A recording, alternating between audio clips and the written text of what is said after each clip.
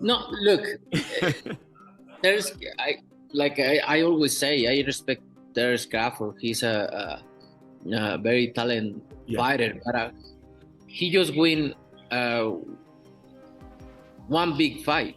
If you see his record, he just beat one good fighter like Errol Spence is. Yes. But other than that, I don't think he's beating other great fighter like Spence. He did a really good job with the Spence. He did like almost look very. But I'm gonna go with Canelo because he didn't hold turkeys. It's two things that you can do with somebody bigger and stronger.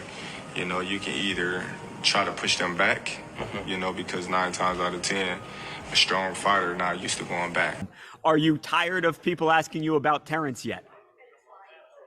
No, look, there's I always say I respect there's Crawford. He's a very talented fighter, but he just win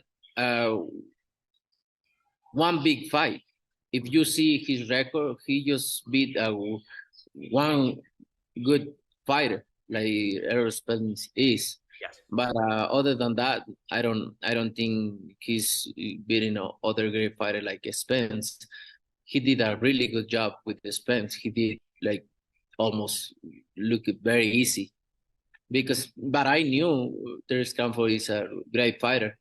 But you never know in boxing. You're gonna be able to do about it come fight night. I know Turkey is in your corner, I promise you. but look, it's gonna be very difficult. He's gonna be so mad that day. Believe me. I see you. I see you.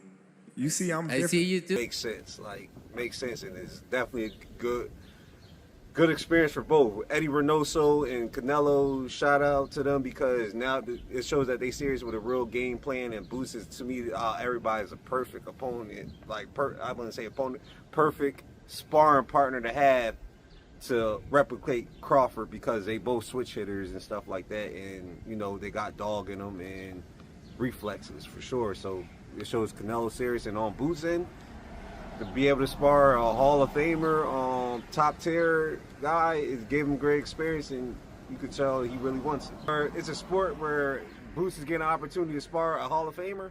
Who cares? And in reality, what the fuck loyalty does Boots owe to Crawford when it comes to the sport of boxing? I mean, Crawford didn't do shit even back while Boots was trying to get his opportunity when it was Spence and Crawford.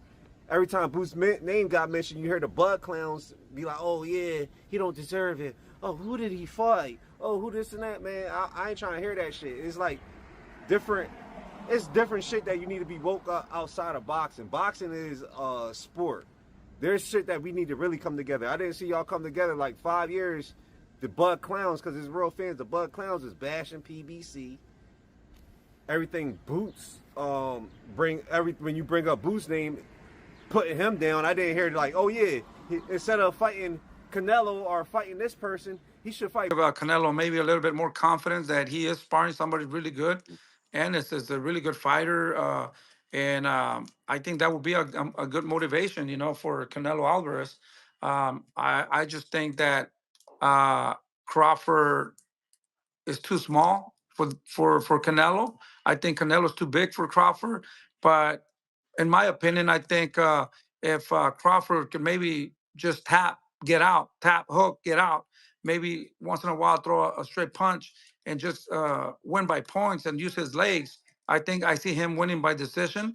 But if he tries to exchange with Canelo Alvarez, I think he's going to make a mistake and he's going to get hit with one shot and maybe he can get hurt. And that would change the whole fight, But I think he's faster. Crawford is faster, and a straight punch, get out, Don't stay there to throw or try to trade with Canelo Alvarez. Okay, fair to say. Fair to say. Now, do you feel like when it comes down to the demeanor of making that decision of bringing him in, does it show that he's taking this camp perhaps a little bit more serious than others? I mean, what do you think about just the move per se? It's very difficult to say. He's never brought anybody really good to his camp until this time. Maybe he's lacking enough of confidence. or maybe he just wants to use them to trick the people, or I mean, it's very awkward and very funny that he brought Ennis to his camp, you know. So, but at the end of the day, they know what they're doing, you know, and we got to respect that. And I think Jake Paul, Mike Tyson, which was obviously on Netflix as well, the biggest concurrent view was, I think, 65 million. So at one stage of a time, 65 million people were watching that fight, which is crazy. Hence why it broke Netflix servers. I do wonder what this does. I think it does around 10 to 15, which is still an incredible number. The problem with these two, and I was saying this morning actually to Gareth A. Davis, like, there's no antagonizer here, is there? No one is willing to play the role of the bad guy, the heel, the bully. And you almost need that a little bit. Like Jake Paul was actually quite smart in the way in which he promoted the Tyson fight. Obviously, look, it's Mike Tyson. But it was promoted so well where Jake was willing to be the guy that, I'm going to fuck up the greatest fighter of all time. You know, he was willing to kind of say all those things and play that role. So people almost tuned in to see him get chinned as well. Neither of these guys are playing that role. Neither of these guys, I don't think, have crossed over massively to non-boxing fans. I mean, to us, they're like gods. But to non-boxing fans, I do wonder how much people know. The hype is real. Canelo Alvarez and Terrence Bud Crawford are on a collision course, and this might be the most intriguing clash in modern boxing. Canelo respects Crawford's skills, especially his performance against Errol Spence. He said Crawford made it look easy, but quickly reminded everyone that Spence is the only major name Bud has truly beaten. That's not hate. That's Canelo challenging Crawford's resume. Now, let's talk strategy. Canelo brought in Jaron Boots Ennis, a top-tier switch-hitting sparring partner, to mimic Crawford's style. It's two things that you can do with somebody bigger and stronger. You know, you can either try to push them back, you know, because 9 times out of 10, a strong fighter not used to going back, you know, so it kind of fucks them up in the head, you know. Yeah. Or you can just box them because some of them just slower than others because they got flat feet, and they just looking to load up on certain shots. Now, Crawford's definitely right here. There's two ways to beat a pressure fighter like Canelo. Either you put the pressure back on him, which is where guys like Triple G and Bivol had success, or you use your superior skills and footwork on the outside, which is how Floyd Mayweather won. Now, Crawford, he can't use the pressure approach because he's not as physically dominant as guys like Golovkin or Bivol.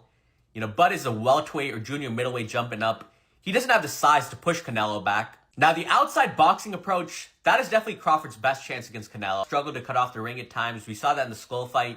And he does load up on single shots now. But at the same time, Crawford is not the same pure boxer that Floyd Mayweather was. You know, Mayweather rarely got hit in that shell. And his form of countering, you know, a pull counter, for example, was, I'm not going to get touched and then I'll make you pay. Whereas Crawford's style of counterpunching is different. Bud will take one to throw 2 or 3 back. And he can't do that against Canelo because of the size and power difference.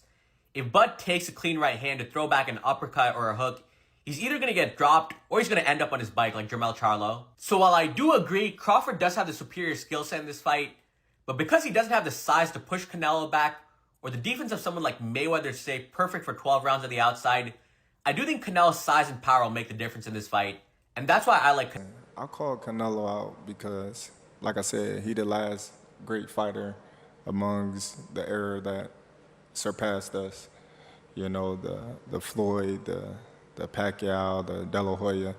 We both came up in that era, and he was right there with those fighters, and he got the chance to fight the Miguel Cottos, the Floyd Mayweathers, and, you know, the Kovalevs and Triple Gs, and I wasn't able to get those mega fights, you know, so this is my mega fight, this is my moment, and that's the reason why I want to fight an all-time great like Canelo. In the ring with Canelo Alvarez, Terrence is not going to see anything that he hasn't seen before. No, he hasn't seen this beast on fight night, but he's seen versions of this beast for a very, very, very long time. People have said that he's a blown-up 147-pound fighter. If you remember, he said it was hard for him to make 147 when he fought Errol Spence Jr. I was like, yo, how was that possible? I didn't realize, like, he was really doing everything that's needed to gain the weight properly. Most fighters don't know how to gain weight and fit into a weight class properly. He's done that. Smart. Boots gives Canelo real-time looks at speed, angles, and footwork, similar to Bud's. It shows Canelo isn't playing around, but don't sleep on Crawford's camp. He's training with boxing minds like Andre Ward and Shakur Stevenson. He's not just preparing to serve ours, he's planning to outthink and outmaneuver the bigger man. Crawford believes if he stays sharp, boxes smart, and avoids the big shots, he can win on points. Still, Canelo's power is no joke. And Canelo only need one punch. You know what I mean? That really, basically, that's what it boils down to. I think Canelo only need one shot to change the game or change the fight. Crawford gonna have to stay consistent and win out. He's gonna have to get ahead and stay ahead. You know what I mean? And then also looming is the controversy. Can Crawford win a close decision? I could never win a close decision. I never won a close decision. That's what's looming. I think if Crawford is going to guarantee victory, he got to stop him. A man who ain't been stopped. He got to stop him, bro. It's challenge. So that's going to be the challenge. So I like Bud. I've always loved Bud, bro. But he in for a hell of a fight. If Saul show up, it's going to be problems. You heard me? To get ready for Crawford? I would think it would be because he's ambidextrous, as is Crawford, so it can do nothing but help him. And he has Yolendis Hernandez also helping, another fighter who is ambidextrous, so it helps. And we just want to see him do what he has to do, because this is a great fight. Who were you initially taking? Is it Crawford, or who were you initially taking? No, I think I'm always under the direction of the bigger, better man. And Canelo's the bigger guy in this fight. And Crawford is my guy. It's just two weight classes and everything else. It's going to be tough. But if anybody can bring some energy to this, it'll be Crawford. Does Canelo bringing Boots into camp, does that lower Crawford's chances to you? It doesn't help. I'll tell you that much. It's a very, very astute move to bring someone who switches from lefty to righty. Big, strong young man, very fast, capable punching power. It's going to be a help. It'll be a help for him. I'm going with the Mexican power. I think, I know Terrence is tough, you know. He's an incredible fighter, but I'm going to go with Canelo because he didn't hold Turkey's hand. Boots Ennis don't talk about nobody. He stayed on himself. He stayed in Philly. Yeah, we as supporters and them people as fans, I'm nobody's fan, feel that he may have ducked Virgil Ortiz or Virgil Ortiz ducked him. But hey, man, Jerron Boots Ennis don't even give off that type of energy to be out there and to be out there wilding. The man trying to fight Canelo. What's wrong with him getting work with Canelo, bro? That's priceless work. That is sparring. Terrence Bud Crawford, the man got Andre Ward. Terrence Bud Crawford, the man got Shakur Stevenson. Terrence Bud Crawford, the man got Lester Martinez. The man got mad people up there in camp, bro. Mad people in camp. Let that man Canelo get his sparring partners. Y'all got to be up over there scared. Y'all got to be up over there musty. The culture by wearing a Gucci belt. He sold out the culture by wearing a Louis Vuitton belt. We got to stop, bro. We got to stop. Niggas pick and choose when they want to be Malcolm X. Niggas pick and choose when they want to be Huey P. Newton.